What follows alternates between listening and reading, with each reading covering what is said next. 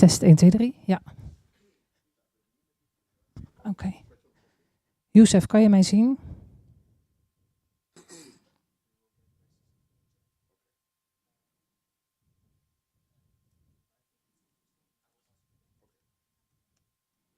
En hoor je mij?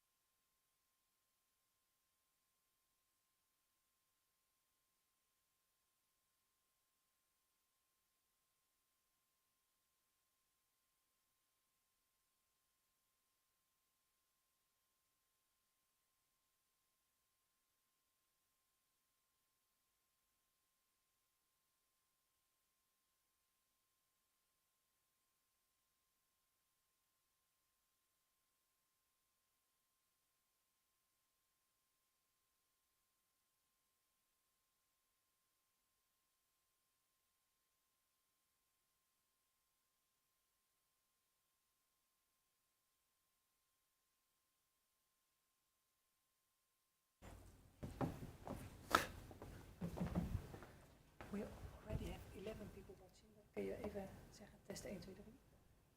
Test 1, 2, 3. Ja, Harold, Test 1, 2, 3. Eugene. Hello. Hello.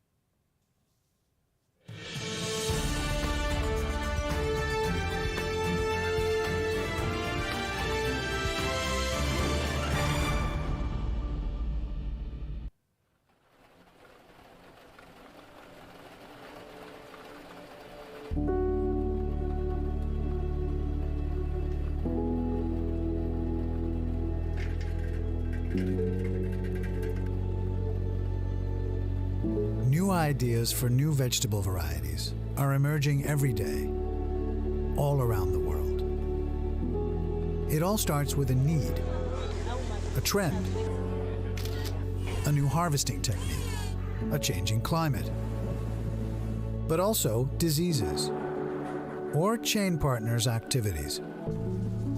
Breeding revolves around continuously improving a variety by crossing new and desired traits into existing varieties. To develop a product with stronger disease resistances, a fuller flavor, a longer shelf life, a different shape or color, and/or a more consistent yield. Every day involves decisions. How can I make the best use of my people and resources? Which idea should we focus on? Which need and which variety is our top priority? It's impossible to meet every need, and it's impossible to succeed alone. The ultimate challenge is to make the right choices.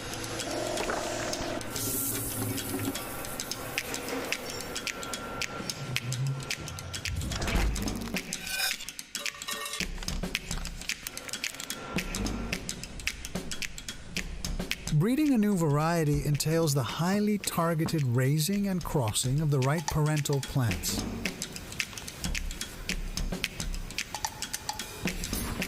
One of these plants contains the new desired traits. But each plant has thousands of traits, so gaining an overview of and then utilizing all those characteristics, or genetics, requires great expertise. After all, you can't see a plant's genetics from the outside.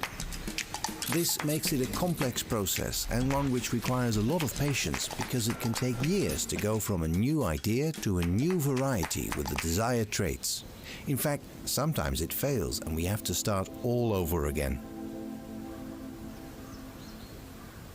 Because a plant is a natural product, breeding in the new trait can also result in offspring with unintended traits.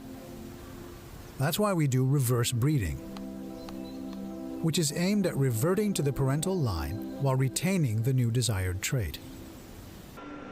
The plant is verified against the initial ideas for the new variety each time, and all the data is saved at every step. After all, we need to be able to go one step back in the process if necessary. This spans many generations. On average, it takes 6 to 7 years to breed a new cucumber variety.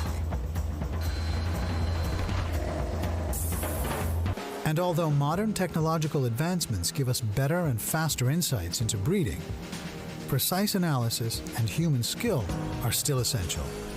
Despite it sometimes taking years before a new variety is ready for market launch, breeding is like a top-level team sport. We're constantly working on multiple vegetable varieties at various stages of development.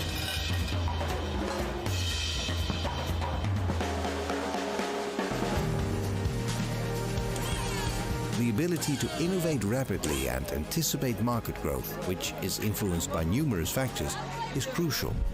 That's how we've been helping to stimulate vegetable consumption worldwide for almost 100 years.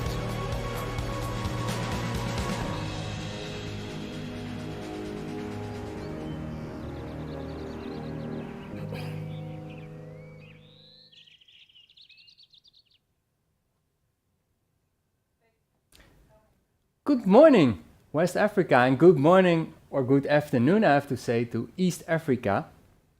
Very welcome to this online training for habanero. My name is Peter van der Zande. I'm the area manager at Rijk Zwaan for Africa, and I'm not alone in the studio. Next to me, Harold Peters, chain manager, also focused on digital, really an entrepreneur for Rijk Zwaan in Africa, also living in Tanzania, in Arusha.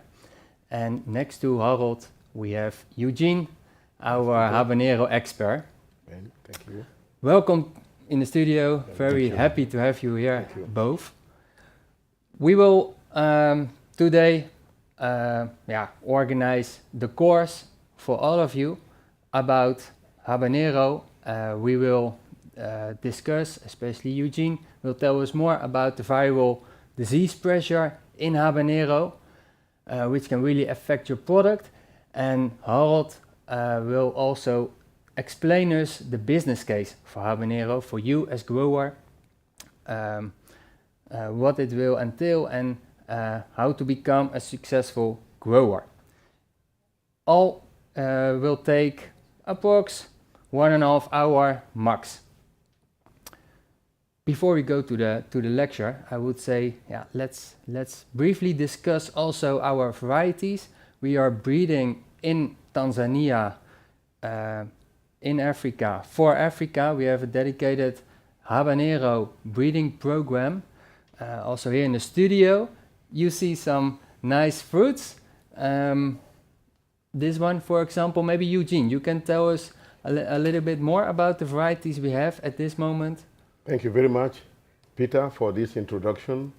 My name is Eugene Agbikodo, from Benin Republic, next to Nigeria. My fellow Nigerian online from Ghana, all the West Africa. I really represent you here, and I'm very happy to talk to you from here. As Rijk Zwaan, we had a very nice assortment. We have 3 red varieties, Afaja, Lengai, and Mawenzili. But we have also yellow variety, you all know, called Loleza. And as you can see, Loleza as a yellow, let me start from there. Generally, all our 4 commercial varieties have a very unique selling point, which is the shelf life. Thick flesh, any of our varieties can stay longer when you harvest until you sell, even the market. Very unique. The second point that I want to point out about all these 4 varieties is also about the yield. In average, we have about 3.5 kilogram per plant in each of them. So we had very unique point. Let me start with Afaja. Afaja is very, as you can see, gloomy, beautiful, heavy, up to 20 grams per fruit, followed by Lengai. Lengai is also a very heavy one. And in the red segment, we have a new one, which is Mawenzili. And very shortly, you will see a nice video that I did with Mawenzili to show the very important point of Mawenzili. So please, the video, I think you can see and you will learn a bit more about additional characteristics of Mawenzili. Thank you very much for following.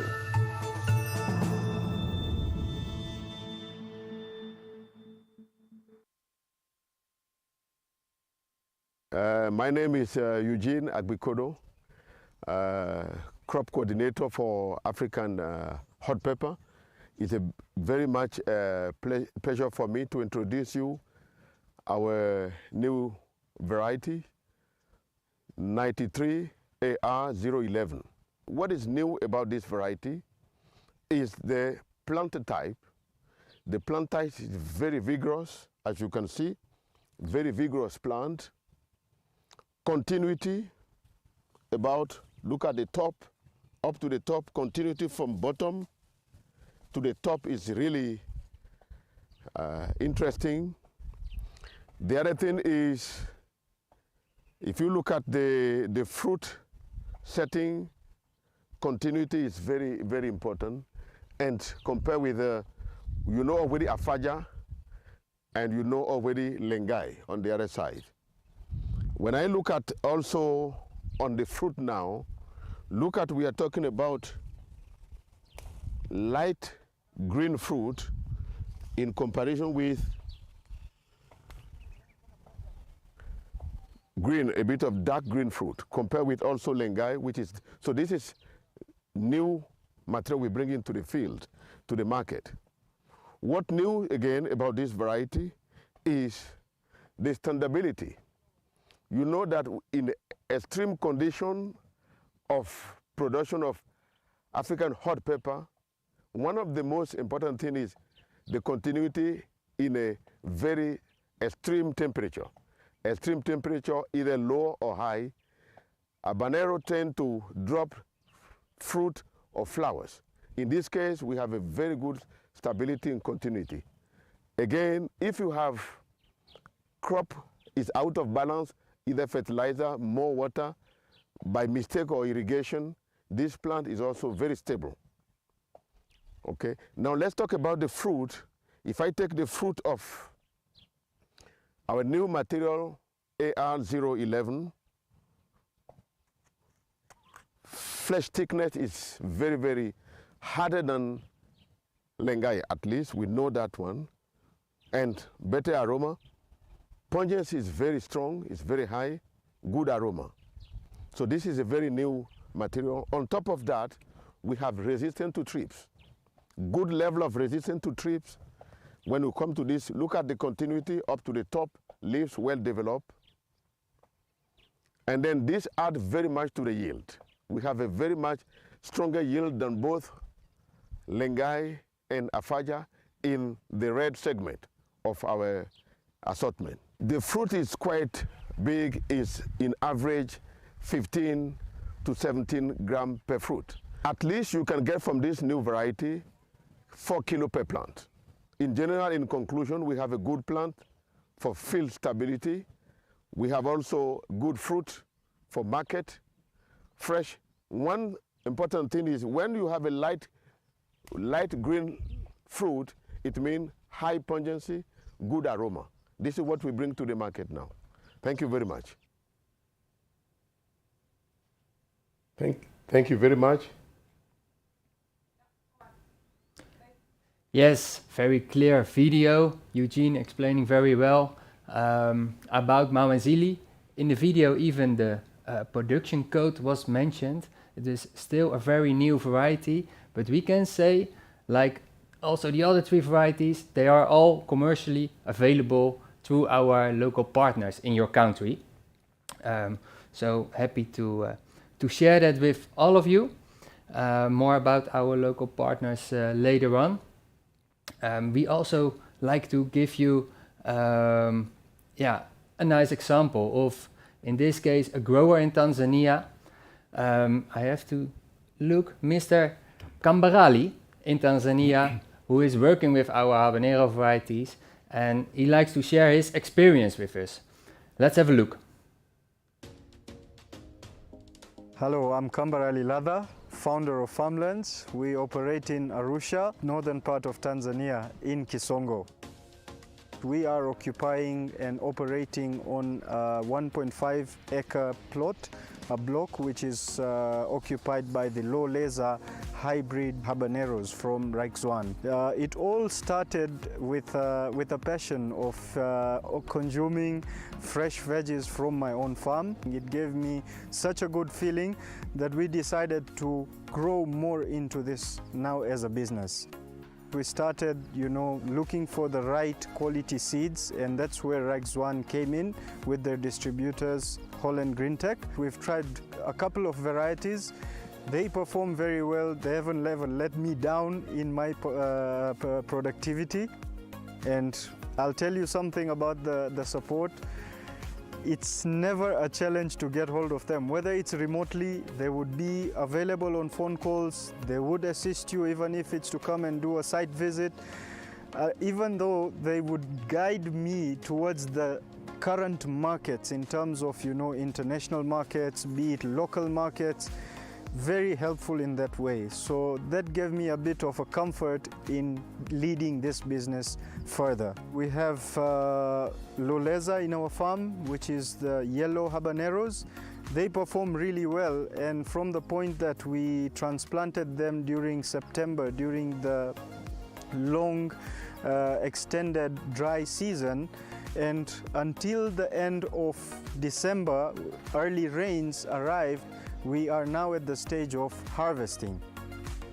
As you can see, the status of the plants and the fruits at the moment are really performing well. The quality matters a lot to us. You can see the appearance, the color itself, shiny look, giving a very good attraction towards a customer who wants to have it. It also has a very good shelf life, which is very important for our customers because it takes transportation from point A to point B and from there to the vendors who will be distributing to the final consumers. So shelf life is amazing, and we have literally tested in normal storage, normal cool room temperatures, and I'll tell you with confidence they have lasted a week without any problem, and they would just look as if they were harvested yesterday. We also tried to check our product quality in terms of the weight, and it was surprising enough that the ripe fruits weighed in an average of 250 to 350 grams per plant. Those are ripe fruits. And we tried to now pluck the the green, still unripe fruits, which weighed a total of, including the ripe ones, up to 2.2 to 3.5 kilos per plant.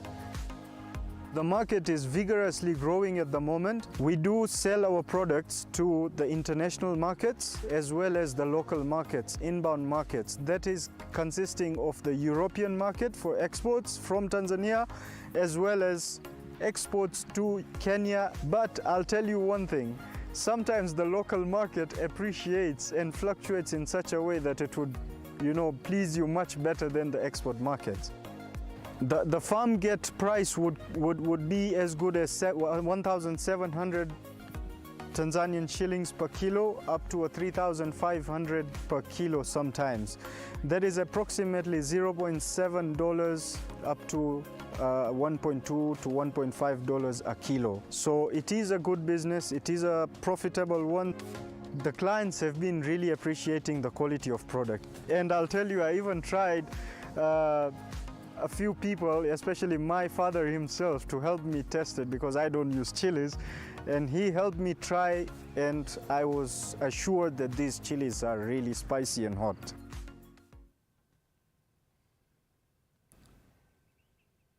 Yes, very successful grower and also a very happy grower. And you can be as successful as this grower is, and this lecture will help you with that.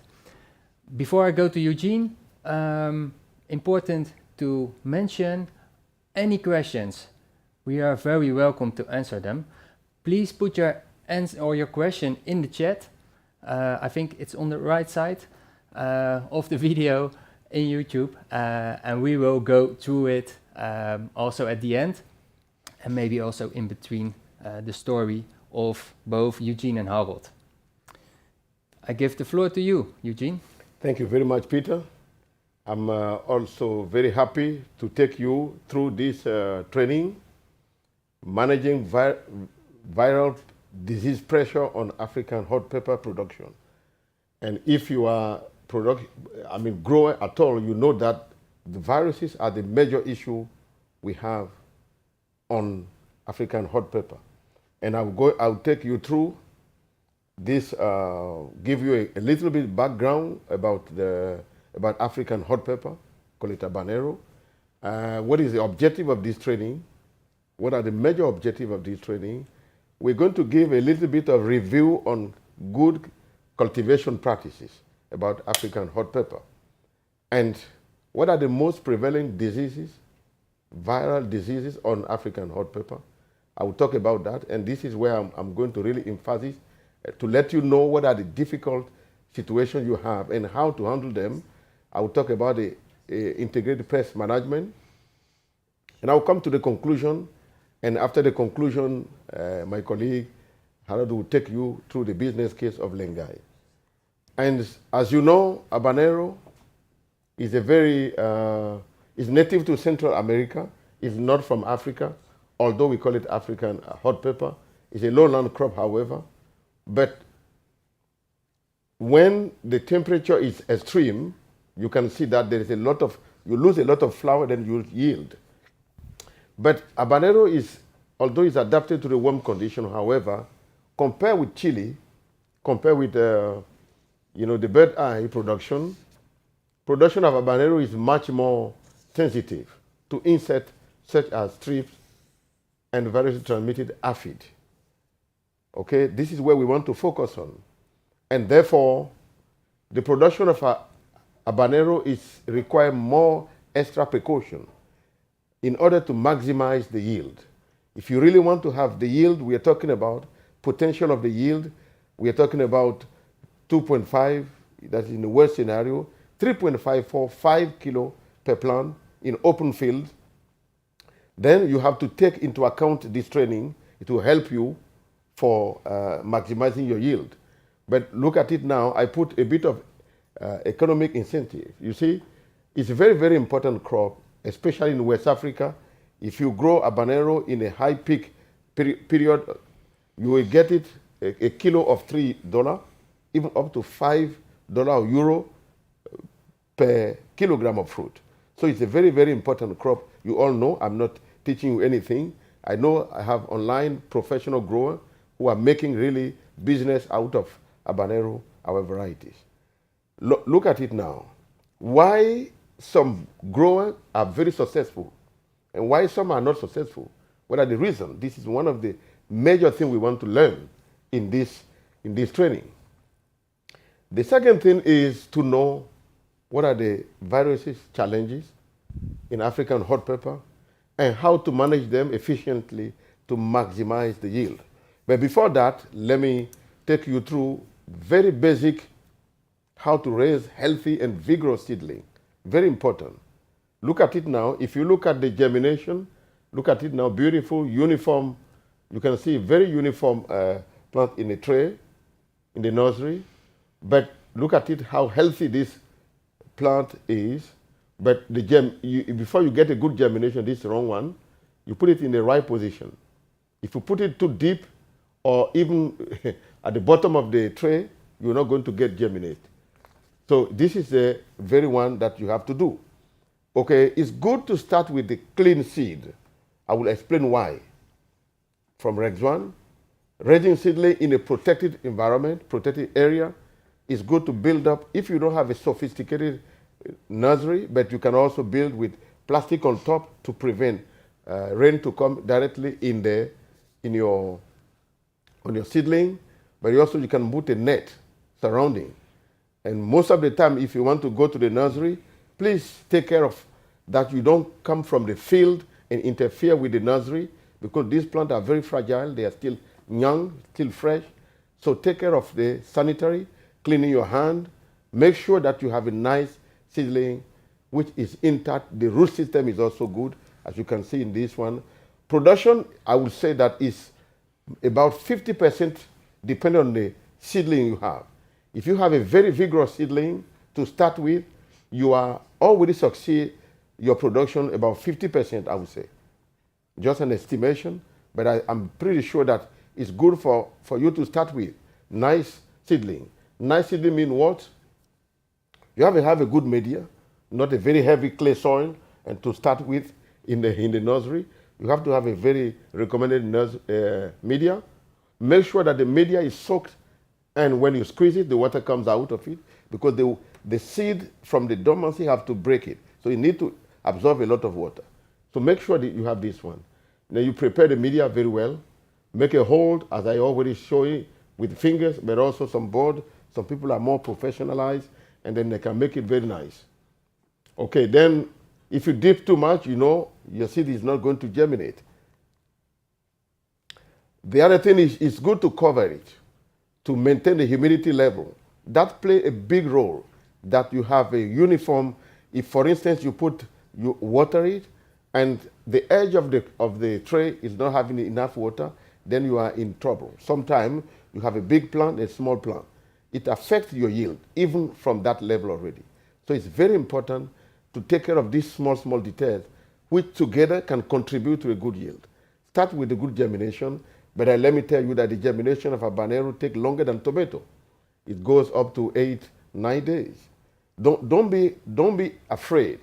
If you don't see it 3 days, 4 days, doesn't mean anything. Keep quiet. Be patient. You will see it coming. So this is typical about habanero. And also transplanting depending on the season. If you are in the cold season, it takes a little bit longer. Or on a high mountain, a high elevation in East Africa, it takes a little bit longer. But in West Africa, already, after 4 weeks, you have a very robust, nice seedling to transplant in the field.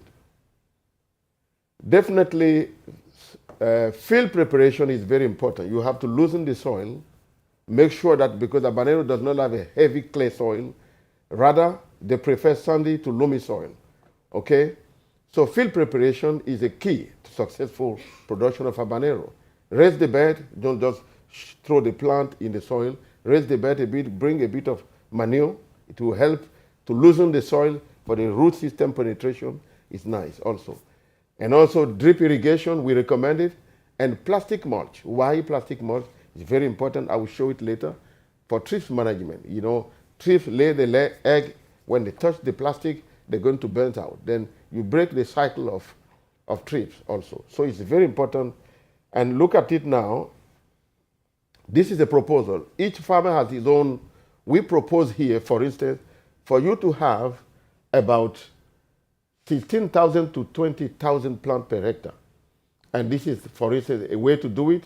1 meter better wide, and then within bed, you can have 50 and 200. Then you are going to have a very, you know, it's not too tight, but you can already have a time to circulate, to go around your plant, to make them even much comfortable to bear the fruit capacity. And also look at it now. We also, because we know our crop are very heavy, they can produce a lot. And then in some cases, you need to really, if you grow it big, you need to put rub around. It's not a very expensive thing. You can put the iron and put the rub to tie the plant so that they will not fall to either side of the bed. Then you maximize, you keep on harvesting clean, nice fruit for the market. So I think this is a little bit of resume. It's not, the cropping system is not the topic of today, but I think it was very interesting to let you know. Let's go a little bit deeper into the subject of today. Some grower has a very low density due to the seedling even already. If you start with the seedling, weak seedling, you see a lot of empty space in this production. You see a lot of empty space, a lot of empty space. If you go further in the field, I've been to this field, you can see a lot of empty spaces. Look at this guy, Holland Green Tech Benin guy, Aziz, is now working with the grower. The grower is happy, but for me, I'm half happy because he can do even more. Look at where they are.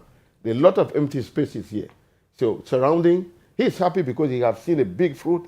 He's already happy, but he can maximize the yield even there. Then the nursery play a big role. If you start with the nursery, all the plants are robust, giant. They can survive in the field. So I think this is very important for you to know, okay? May I interrupt you, Jim? Yes. Because there are already interesting questions. Yeah. I see in the chat. Thank you for that. Very, very helpful. And we will go through it. I will mention them. Okay.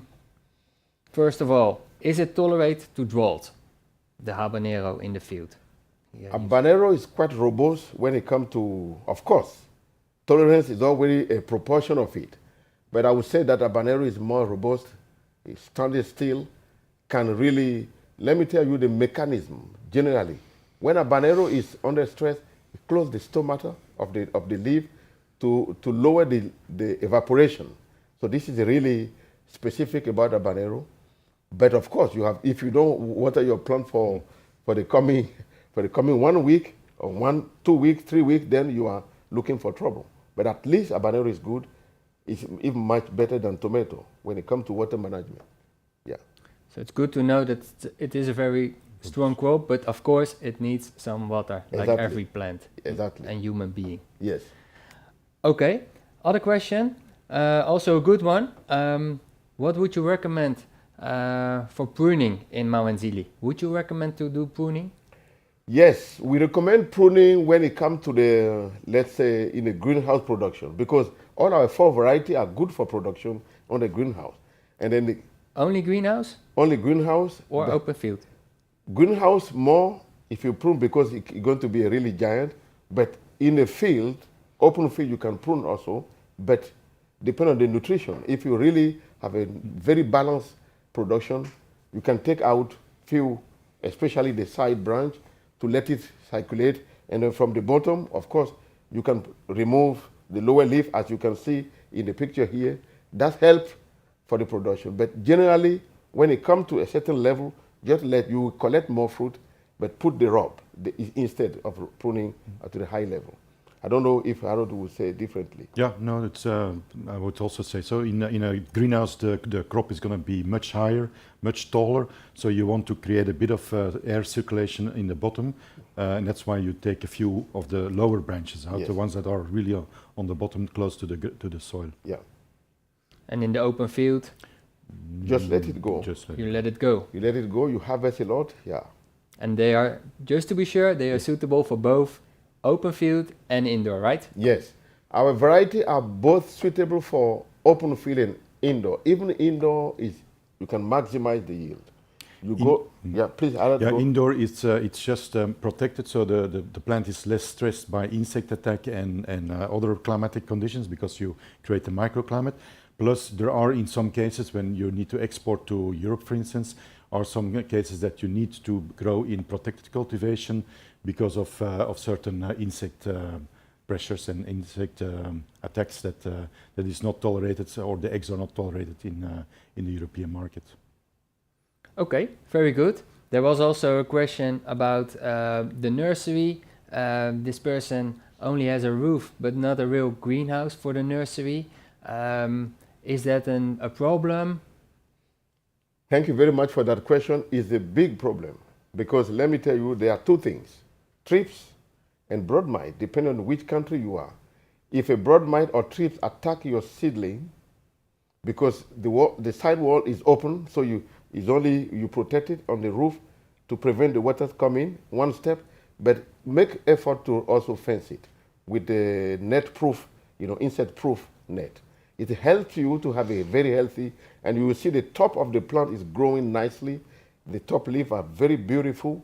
Then I think you definitely succeed, already before transplanting. So I would recommend that they have to fence side. The side wall also need to be insect-proof net. If I can add to that, it's good to keep, if it is indeed completely closed with insect netting, to keep the nursery clean.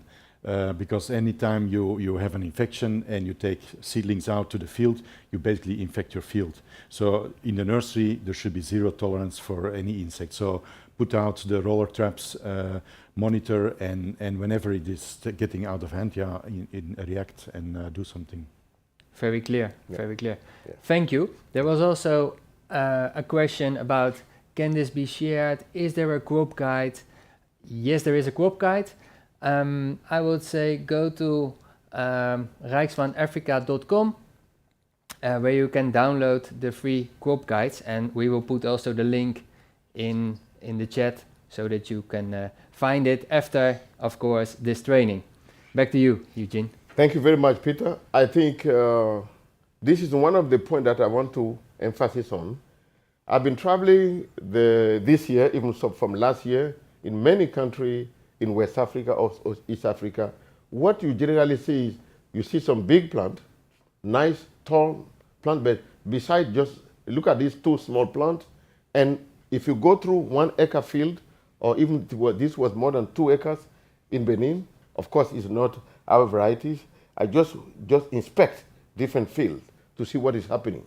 You will see some stunted plant, very small. I've seen it also in Ghana, a lot, recently.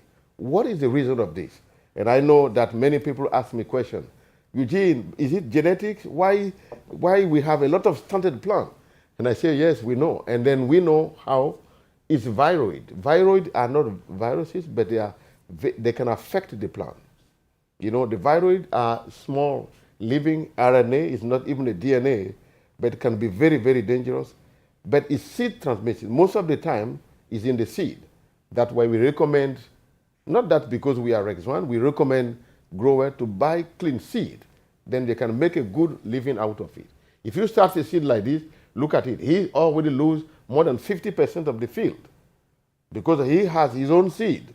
But the own seed, he does not have the professionalism to really clean the seed. How to clean it, he doesn't know. So if you start like this, you have a stunted plant and an irregular, vigor size, stunted plant, in some cases more than 20% incidence of viroid, post-viroid we call it. Early diagnostic of it can also help. If you have it in your field, I think most of you who are listening to this, you know that this is real. You have it But early diagnosis, remove them at early stage, and then to break the cycle, and then really you can be, you can prevent, you can at least manage this kind of viroid pressure. The viroid pressure is so big that Rijk Zwaan we took some responsibility. And we did some survey. As you can see, we sample. This one is a recent sample from, I think this one is from Senegal. We did it also from Côte d'Ivoire, from Ghana. But look at it now. We have a lot of small, tiny RNA on the plant that can really look at it. Positive, different of them. PSTVD, we call it POSP viroid. It's not a virus, and most of them in Africa, they are too complex. PSTVD and CEVD. Rijk Zwaan has the really good package to diagnostic this. And you will never see this kind of disease, viroid, in our seed. Why? Because we have the level and capacity to make it clean. First of all, production is well controlled of the seed, and now the technical know-how, how to handle it. So, for instance, if you start with a good seed from Rijk Zwaan, and the neighbor is sowing some dirty seed, it can also affect your field. So make sure that this kind of small, stunted plant, no matter how much fertilizer you put, they will never grow bigger. And look at it, there's no fruit on this plant. It's very stunted, it's stopped, and this is, I'm talking about the month of June, we have this result. Taking sample all over Africa, West Africa mainly, and we've seen that you need to really be careful. Look at out of more than half of the sample were contaminated with viroid. So be aware that there is a complexity of viroid, but buy nice seed, but if neighbor contaminate your field, look at it at the beginning and remove the smaller plant. It's better to remove them than leave them, because if the worker touch that small plant and touch the other one plant, they will contaminate the whole field. Instead of doing that, remove it quickly, but preferably start with the clean plant, clean seedling. That will help you a lot to maximize the yield. Another important thing, as you can see, is I put the major pests on African hot pepper in Africa. There are majorly 3 of them: the thrips, the aphid, and the broad mite. But they have different impact on the plant. Look at thrips. Thrips does not transmit, the virus transmitted thrips is not a major thing in African hot pepper. But aphid are the most important. I'm going to talk about it later on. Aphid, they don't have much damage on the plant itself, but few number of aphid can already contaminate the whole field with a different complexity of, we call it aphid transmitted viruses. I will come back to it a little bit earlier on. So the damage is more on thrips, but the viruses transmitted are most of the time the aphid transmitted. Broad mite come when you have a little bit, for instance, in West Africa, during the, from July, August, September, up to October, then you will have a little bit of cooler, up to 20, sometime in some places, 23 of them, even already, you can have broad mite in your field, in your plant. But I will talk about it later on. If you have a broad mite, how to take care of it. Look at it here now. We also, as Rijk Zwaan, we did sampling. We did sampling in West Africa. We have already done it several times in East Africa. But look at the result. You will see that we have proteviruses.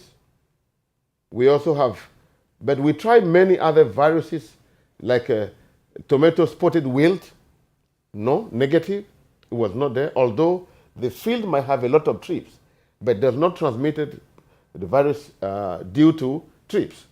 And we alpha, mosaic, a lot of things, but most of the positive results come from aphid transmitted viruses. So it's good for you to know that managing aphid is very important. If you miss to manage it, then you are looking for trouble. So aphid are the most important, that we have vector to provoke complex of virus pressure.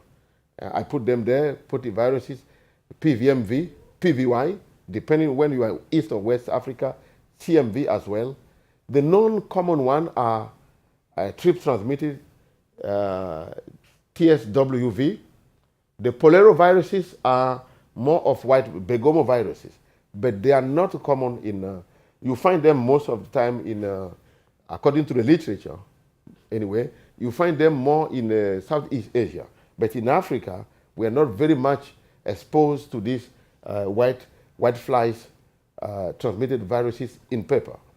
So it's very important to know that from now on, be careful with aphid. Thrips you can manage with some insect. I will talk about it later on. But look at the symptom, maybe it will help you. If you are a habanero grower at all, you will see that these symptoms are very common. If you see this one, crooked leaves, the leaves cannot be developed well. It's mosaic. I hope you are seeing it very much clearer. If you see it here, for instance, you see you have some island, dark green, and surrounded by yellow spot dot on the plant. Look at this typical plant, no flower coming, nothing is coming. Viruses are very, very dangerous. And most of them, they can affect your yield, but good enough is easy to manage. Definitely is easy to manage. That's why we are here giving this training. Look at this beautiful big plant, but now look at how the plant can become crooked. It's no longer giant plant, 1 or 2 flowers, no fruit at all. What is the result? This one came from, we working together with World Veg in Benin, and we have a lot of infestation. At a certain point, we don't spray, and we want to see what is the effect. You see, nothing coming here. If you have a plant, hybrid, you start well, but this is not a way to go. How to manage it? I'm going to talk about it later on. So this happens very often, few flower, even not at all fruit. You know what I'm talking about. If you don't take good care of it, this is how you end. And now this complex of viruses also affect, look at it, in a worst scenario, especially during the raining period, it can even go to damage the whole fruit. CMV and PVY alone, you cannot bring this one to the market. If you have 1 hectare and you are expecting, you have an order, you cannot deliver anything here. But it's very possible to take care of it. Start with the new seedling and follow the steps. You're going to make it. Let's see this one now. This is, for instance, from Rwanda, all the way from Rwanda. I got this picture from Jacques. Look at it. And this is PVY. It's also aphid-transmitted viruses. But in this case, most of the West African, we don't experience this kind of thing, these viruses. But in East Africa, in the highland, where they grow a lot of potato, you can see potato virus Y is very, very also a problem. And in this case, what you see, you can see some brown dots in some edge of the plant. And if you go closely, if you touch the leaf just falling. The leaves start falling by its own. Then it means that you are in face of PVY. Okay? So make sure that you handle it properly. But look at it now, how to deal with broad mite. I look at it. In case you have a broad mite, look at here, you can't grow it this one. This top of the plant is choked by the broad mite, you know. But then if you have a broad mite, very easy to manage. Remove the meristem, cut it off, and then you can regenerate a nice side shoot, and then you can make a new one. But then from there on, make sure that you have a good spraying schedule. Okay? Crop protection. This is the most, very, very important. I want you to be more, pay attention to it now. When we are talking about thrips,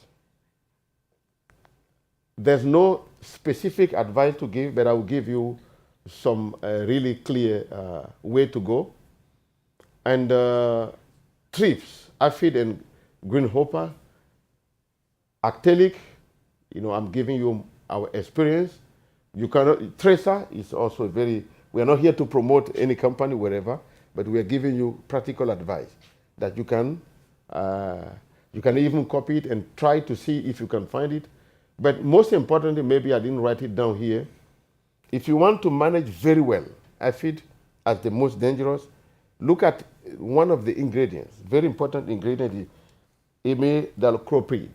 That one, if you have it, you can manage at a very, very good level aphid.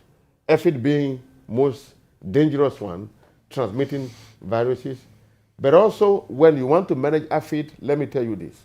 The secret is also anything that has soap or oil.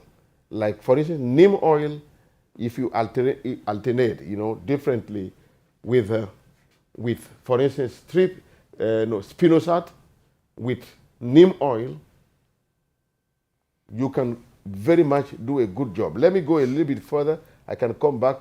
If you want to grow habanero at all, and you are beyond 1 acre, or even more than that, please invest, take a time to invest in this high pressure boom machine.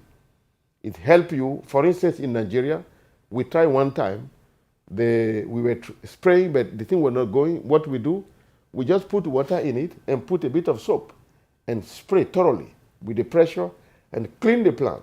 And you take away a lot of stress from the plant, and you can already get a very good result with this.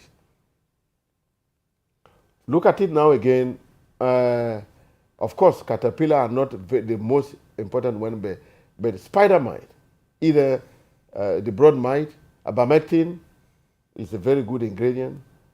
Let me say it again, imidacloprid is very, very important. As you can read there, confidant, these are the most, and these one are not difficult.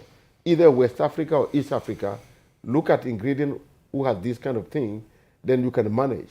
The most important is to diagnostic in the early stage. Don't let your plant dying before you start putting pressure. Look at it at the early stage. Okay, so in resume, take care of aphid. You don't need to have a big population of aphid before the impact can be big. I think you are following. Take care of that. Okay, some other disease maybe is good to mention. Bacterial spot is due to Xanthomonas. Xanthomonas it creates some leaf spot on the leaf. This is not a big issue. You can manage easily. But the most important also, this one is in the soil, is Phytophthora. You can see some plants start dying, but rotation. Try to rotate much more your field. Then you can take, because you don't build up the inoculum of Phytophthora in your soil. Try to, if you grow tomato here or habanero, don't continue growing tomato, habanero. No, change a bit of the family, then you can already achieve a lot of good things. Okay? I think it's good to take care of this advice. To resume, we recommend spinosad against thrips especially, but imidacloprid is more for aphid. Any ingredient in that, abamectin is more for the spider, and you have a lot of experience. You can also adjust with your own spraying schedule, but take care of this. Don't continue spraying the same chemical. Try to alternate. Okay, so but start with a good seedling. Be careful, especially from the first 1 month after transplanting. Be on top of the plant, go into the field, diagnose it, and then don't keep quiet. And later on, you can relax a bit. When the plant has a lot of power over the environment, at least you are sure you get some yield. Okay, I already talked about this one. I'm getting closer to the conclusion. From the nursery to the crop developmental growth and to the harvest, make sure you start with a nice seedling. This is a good start. Healthy seedling, good scouting, timely and precise spraying. Then you get the yield. This is for instance, I visited a grower. He does not know how to grow at all habanero. That was in Abuja, Kokolada, in Abuja State, a bit more than 50 kilometers away from Abuja. And he had a contract to deliver 20 tons of habanero. He doesn't know how to do it. And we help. With our help in one cycle, look at it, has plenty of fruit harvested. But this is step that you have to follow. Then you can maximize the yield. Of course, if you maximize the yield, you have a good income. You are happy, we are happy. Okay? So look at it now again. But if you start good, nice seedling, you can't stop there. If you don't do no scouting, no precaution, you just relax, I can guarantee you end up this way. No fruit, no harvest. That's not what we want for you. We want for you to start it and be careful, take all the steps, and we are sure that you will be laughing, we will be laughing together. In conclusion, let me start saying this. Much better to start with a clean seed. I encourage you also to do so with your neighbor. For instance, last time, the other time I was in Ghana, and with one of the agronomists of Holland Green Tech, we visit Volta region, and we're going and say, okay, in one of the fields we've seen a lot of problem with our variety. I say, okay, how does it come this way? Say, no, I don't know, maybe the genetic. I say, it's not the genetic. Let's go around a bit. Not far from there, we see dirty field. Probably the same worker on that field are the same worker in his field. So they bring the problem from there to here. So if you start with a clean seed, make sure that your neighbor also doing the same, that you can all save your production. Worth starting with a healthy seedling, but also that can guarantee already your harvest. When seedlings are ready, make sure that you do the proper scouting, make a precaution, mixture of, different neem oil, for instance, is available all over. Continue scouting by attacking aphid properly with the proper insecticide I advise you, and with some biopesticide, neem oil or soap even, normal soap,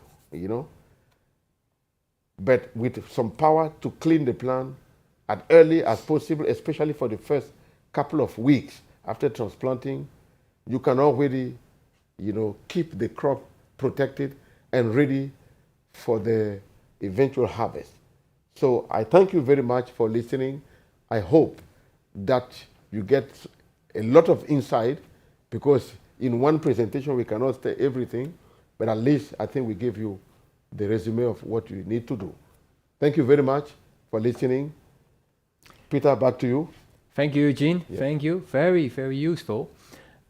Some questions came in the chat again. Yeah. One of the questions, do you have a resistant variety?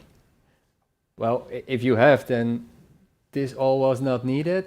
But maybe you can tell a little bit more what we are doing also in breeding. Definitely. Thank you very much. As Rijk Zwaan, we had a very R&D, research and development expertise.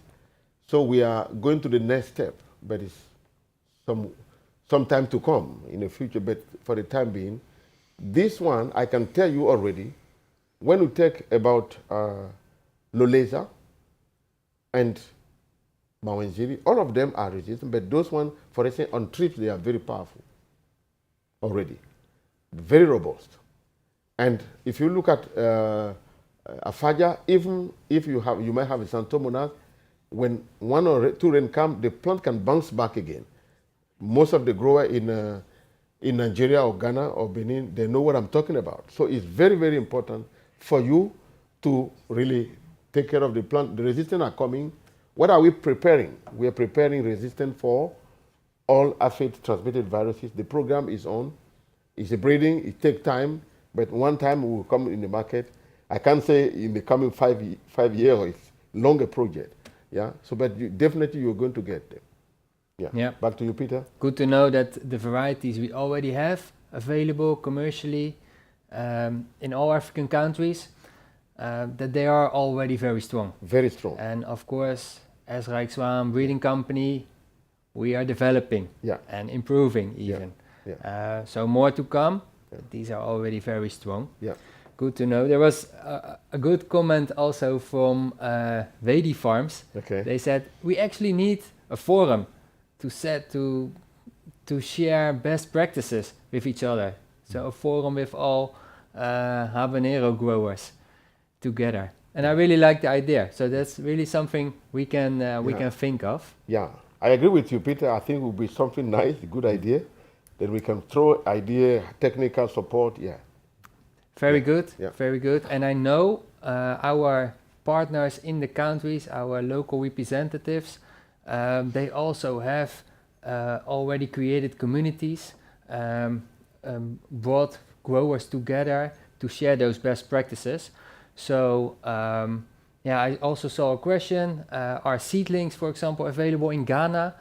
Please contact our distributor, our partner in Ghana, Holland Green Tech Ghana, and they can definitely help you further with that. They know exactly where everything is available, and of course the seeds are also available through them. And the same applies for all the other African countries. Please contact our local partner, and we are there for you to help with the seeds and the services. Thank you, Eugene, again. Thank you very much for this clear presentation. Yeah. Definitely interesting. Crop protection, very important. Yeah. Keep the diseases and the insects out of your field. Yeah. Yeah, and I think that is maybe also the bridge.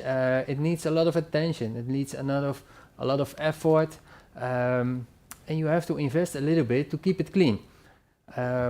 Is it then still profitable to produce habanero? And I think Harold can tell us much more with the example of the business case for habanero.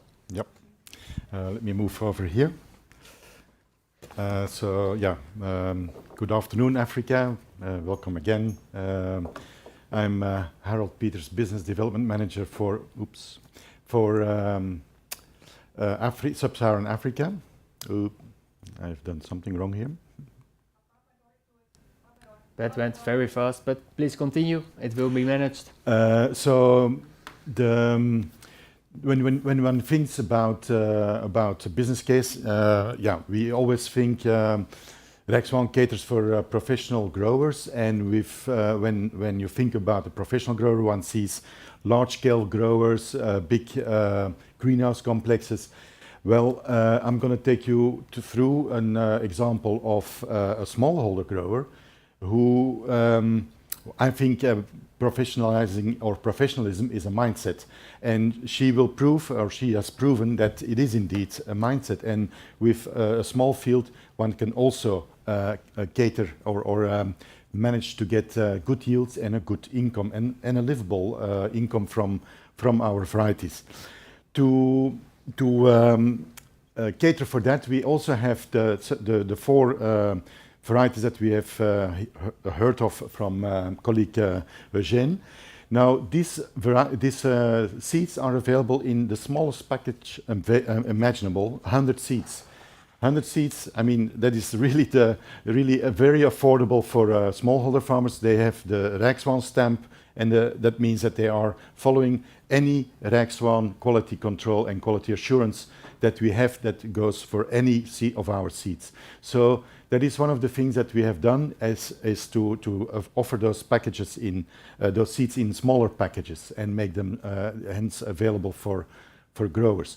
So yeah, it's not only a large-scale grower that can make a business case. You also talk about smallholder farmers. If I show you a business case, it's from this lady, Mrs. Rukia, from Moshi in the higher regions of Tanzania, at around 800-900 meters altitude. I will explain the business case. Don't panic. This is quite a lot of information, what you see here. I have written in the first block up there in the right here the name, because of course we want to keep on communicating with the person. And I have a bit of information about the size of the field, and it is a smallholder grower. 560 square meter was this cycle, was this crop, on a field of 1 acre, which also includes Mama Rukia's house and an orchard. And so it is, we talk here about really a smallholder farmer. With, on that amount of square meters, 1,400 plants. Then I'm going to talk, but I'll take you in detail through those figures about the the length and the duration of this cycle, about the harvest and the income that it generated, what it tells you about the crop itself, about the plant. And then I also managed to get, by interviewing her, to get some information on what were her expenses and how does that now relate to the income generated. This slide comes back towards the end, so now I will talk about it one by one.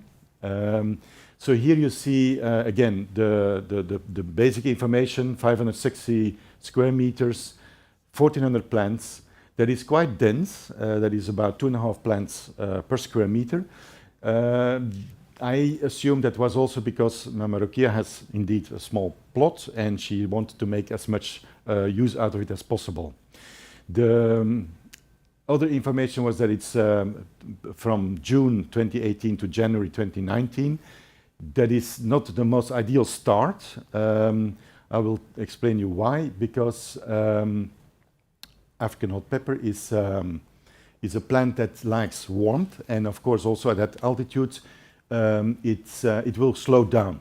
And we see that in the time that was needed from sowing, 23rd of April, to transplanting. It took 46 days to do the transplanting.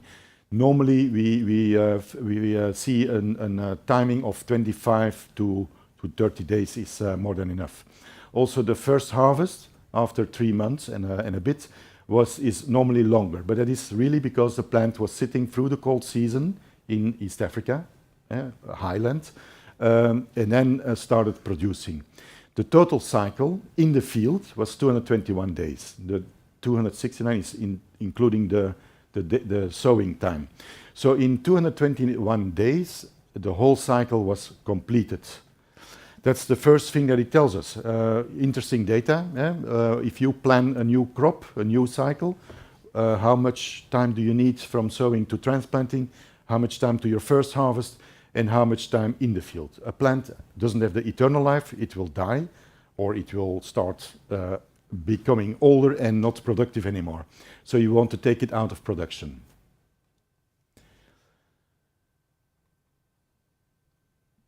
The first raw harvest data that I received was this. So there is a date of harvest, there is a yield in kilograms, and then there is a revenue. This was in T-shillings. I have translated into US dollar to make it more accessible for all over Africa. But you can relate to that and then translate it into local currencies. That is the first result, and what we see is 5 tons harvested, remember, from 560 square meter, 1,400 plants, and an income of $4,239 US. When I saw that, I was straight away interested, because I know the GDP per capita of Tanzania is now 1,100. It's a middle income, lower middle income country.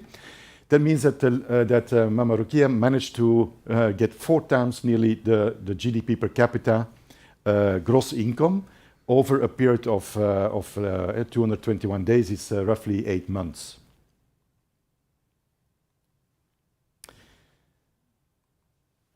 So when I do a first analysis, I just looked at the interval of the harvest, and we can see that it's the shortest was 6 days in between harvest, and the longest 13. But it's fairly irregular. You can see 8, 9, 7, 8, 9, 7 days, which shows how regular and predictable this crop came in. Another thing that you can see here is we calculated the farm gate price, the FGP's farm gate price is what she got at the farm. And that shows a very nice, close to $1, going even over $1, and then declining. So a crop can come in over a long period, and the price might change because neighbors are harvesting, or there is other influences. Sometimes the price goes up because there is a Christmas period or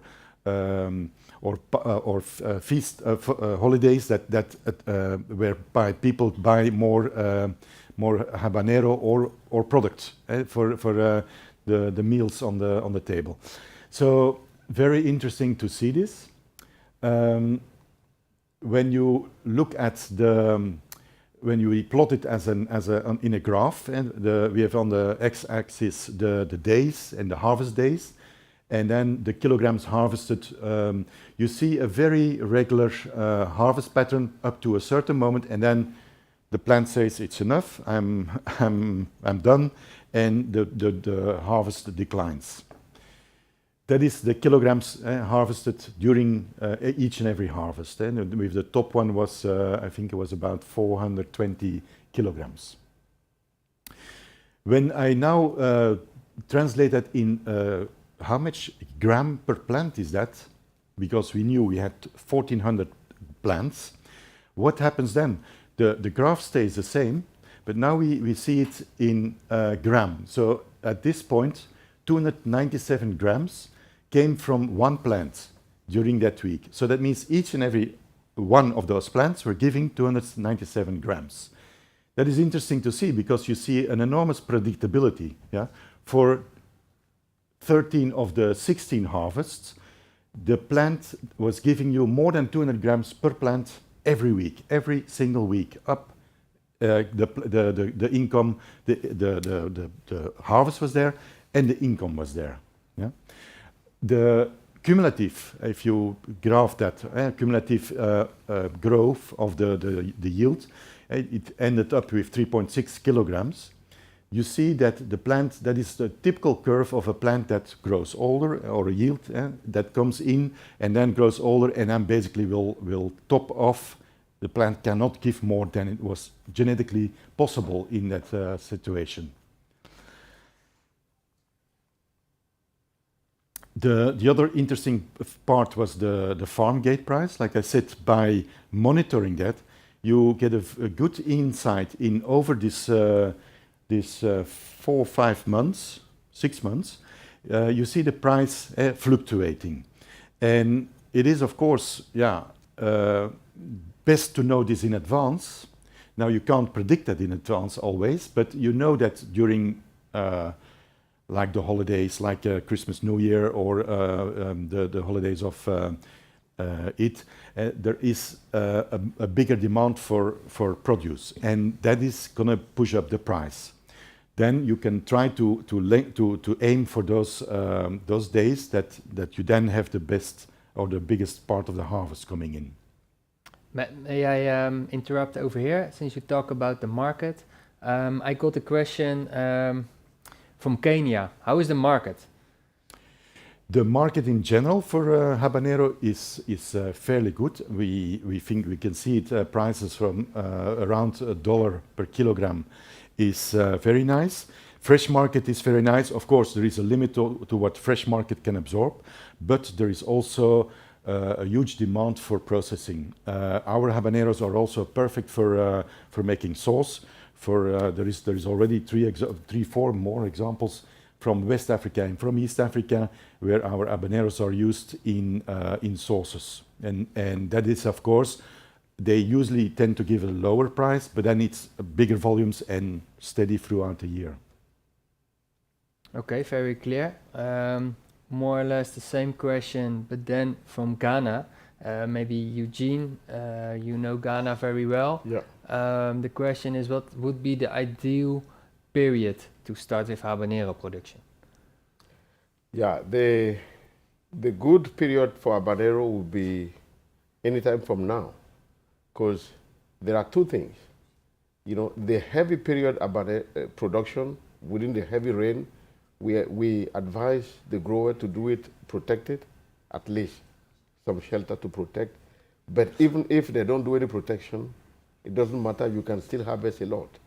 But then from now on, habanero like more warm, and then from now on in West Africa and the coastal area there, you will see that the rain are dropping down.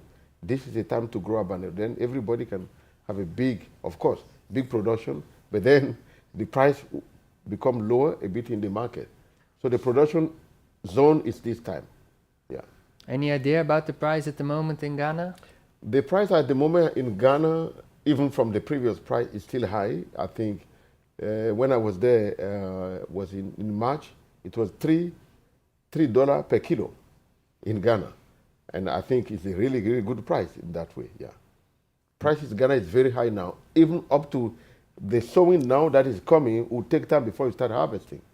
So I think the price, even in Benin, in Nigeria, all around the coast, the prices are very high this time around, yeah.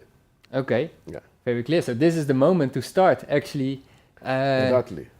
producing habaneros. Yes. Okay, thanks. Back to you, Harold. Yeah. So when we put all those graphs again on a combined plotting them on a combined graph, we see the following. So the blue line is the farm gate price fluctuating over the year. Then we have the green is the yield, and then in red is the income, and that is the kilograms times the price gives you the red line. Now, very clever from Mama Rukia was that she saw a price increase coming, and she managed to push quite a good yield in that, and that's why you see a very nice income of $459 in 1 week coming in that week. So it is important to keep an eye on what's happening around you, what the market wants, and how to influence that basically. Then again, the cumulative yield. Again, we saw that it's typical for a plant that is aging here, and that is now the total yield. So 5 tons, 5 ton and a bit, 40 kilograms, and of course you see also that at a certain point the increase is marginal. That means, yeah, your crop is basically done. The income will still a little bit increase, but it is maybe better to start thinking about the new production. So if we then look at the plant data, what we or the yield, what it learns us, we got per plant 3.6 kilograms with 2.5 plants per square meter. That means we had 9 kilograms per square meter, or if you extrapolate it, of course, be careful with that because this was only on 560 square meter, but a hectare is 10,000. She would have reached 90 tons per hectare. That is hypothetical, but it is not impossible. The cost of the seed was $75, so only 1.7% of the gross income, yeah, of the $4,000 income. Again, the average farm gate price over the whole season was $0.84 per kilogram. A very fair price. She had a very good contact selling the habaneros to a supermarket in the nearby town. If we look now at costs, and again, these costs are with a bit of a caveat. I don't think we have captured everything, but we captured quite a bit. I have also interviewed her and asked her especially about labor costs, because that are usually the biggest costs that are underestimated. And often you go yourself in the field and you don't count it. You should count it as, so I've worked so many hours, that should give me an income. So that is why you see, that is a calculated cost there. And that is usually quite the most. Yeah? There was 19% of the total costs. The second highest is fertilizer. If you combine fungicide and insecticide, then it's actually, insecticide is the highest, then labor, then the fungicide, and the seeds and the seedlings. So you can see that yes, seeds and seedlings are a cost, but often not the highest. But you need to understand this to be able to budget for your next crop and to have that available. Like what Eugene said, if you are prepared and you know there might be an attack, you scout and there might be an attack coming from an insect, you have your products ready and you can interfere quite quickly. But you need to have a budget for that. So we see that her total cost was $784 for the 560 square meter, and a gross income of 4,239 US. The margin, the gross margin, let me tell you that is a gross margin, was 3,455. That is not profit. There is still a lot of costs that are not incorporated in this. So here we see the total picture again. I have done an extrapolation per hectare. She would have done on a hectare with the same farm gate price, the average farm gate price. She would have gotten $75,000. Sounds a tremendous amount of money, but it's possible. But she would also have spent $14,000. Now I think 14,000 is also a bit on the high side, because what you get, of course, if you go to higher or larger areas, you get an economies of scale, and you will use your products, your labor much more efficient. Yeah? You can then go even down into calculating it per square meter, your cost per square meter, or your income per square meter, and per square meter per day or per cycle day. Yeah? That gives you all much more insight in what you are exactly doing. So if I can summarize, we were talking here about a smallholder farmer, but like I said, a professional one. She's passionate about what she's doing. She found herself a training that we were also involved in Sevia, Seeds of Expertise for the vegetable industry in Africa, which was a 7-year-long program in collaboration with partners. And she was also in a women's group, supported by another NGO, that was the Japanese JIKA, the Japanese Development Agency. That all brought it together and made her a successful farmer and a successful crop. The picture that I showed you, she had the yellow habanero in her hand, but it was about our lengai. That was already the second year. So when I took the picture, she was already on the next venture with our yellow habanero.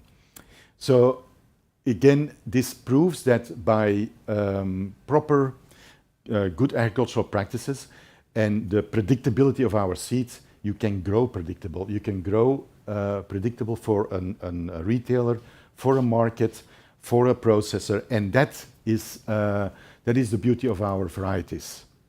And about having a hybrid variety which is stable, which is always there, and with good agricultural practices again, will perform. So our varieties are available throughout Africa. The dark green patches are where we have distributors, and our distributors are listed here below. You can always contact us to get the contact information. We have in South Africa, in Tanzania, Egypt, and Morocco our own subsidiaries.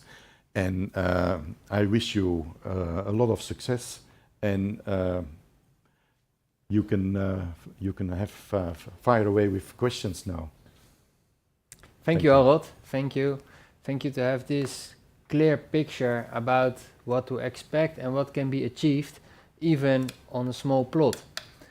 It is all about good inputs, good seeds, of course, but also the management is important. Mindset, yeah. It's a mindset, as you said very well. Some more questions before we close, because time is going fast. Question from Yang. How many plants per acre? Yeah, I think we advise to have, in average, 16,000 to 20,000, but people can also go up to even 2.5 plant per square meter, which make it up to 25,000, which is manageable in open field.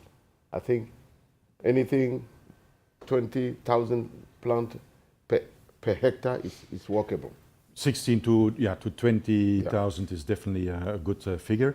It always also depends on your soil, on your layout of your irrigation system, on your skill, and it's actually the skill of the farmer that will determine where is the optimum, because the more dense you go, normally your line goes up for a yield, but then there is a point where there is an equilibrium, and after that, if you plant too dense, your plants start competing with each other, of course. So the top of on the high side would be probably 25,000 per hectare, but a farmer needs to find where is his best figure.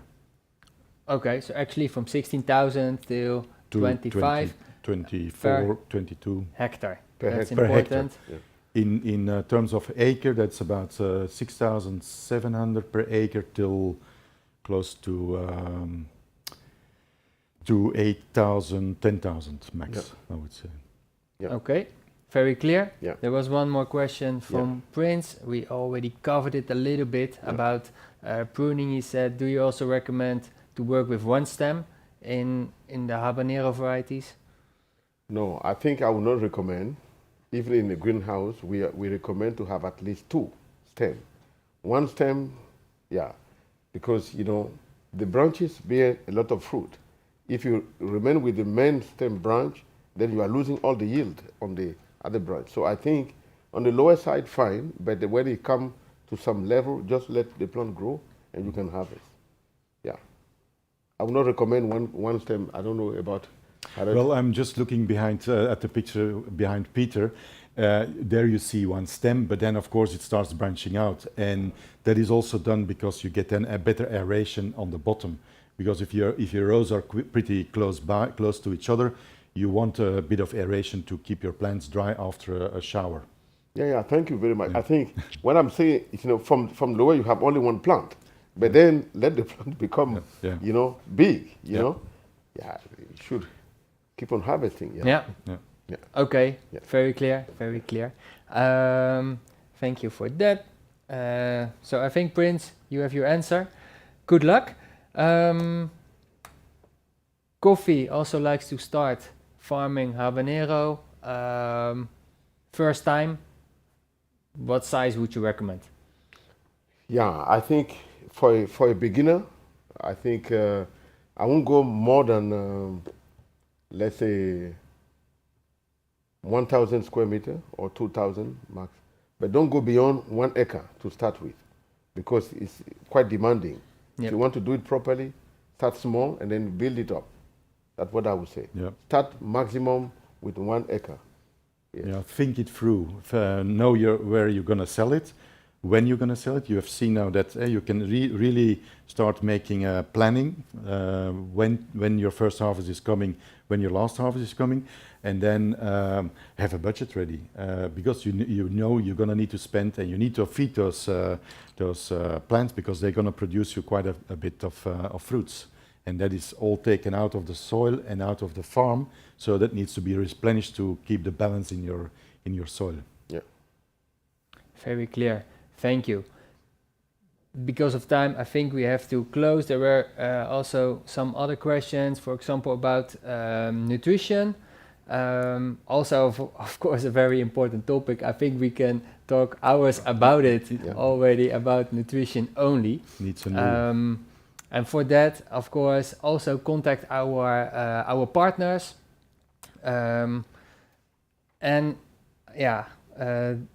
Check the link also in the chat. rijkzwaanafrica.com. There you can find also our crop guide for African hop pepper, aka habanero. With more details about the production, it will guide you through the whole process. That's it for now. We will show you, of course, the slide, and it will stay there for a while with our distributors, our partners, where our seeds are available in your country. Please feel free to contact them, and they can also help you not only with seeds, but also with more information, linkage to market, etc. We are there for you, and also here from the studio in the Netherlands at Rijk Zwaan, we wish you a lot of success with habanero, and thanks for watching. Thanks for joining. Yep. Thank you very much. Yep, it was a pleasure to talk to you. Bye-bye. See you next time. Bye. Thank you.